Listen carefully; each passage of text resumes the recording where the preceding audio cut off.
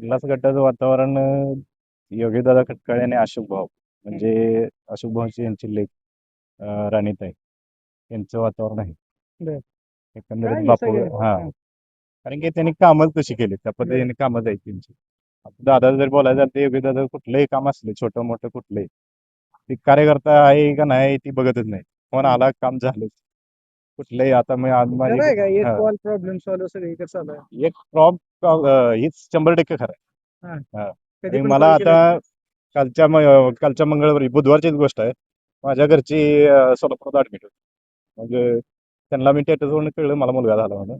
तर त्यांनी लगेच कॉल बॅक मला केला दुसऱ्या दिवशी, बाबा काय अडचण आहे का तिथे.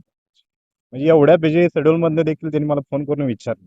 आणि काय पाहिजे यासाठी हो, माणसं कसं असते आता कालांतराने सगळी जे त्या मार्गावर म्हणजे सेटल आहे. सेटल फक्त आपली कामं करणारा माणूस, आपलं हे करणारा, दुःख जाणणारा माणूस एकमेव योगेंद्र.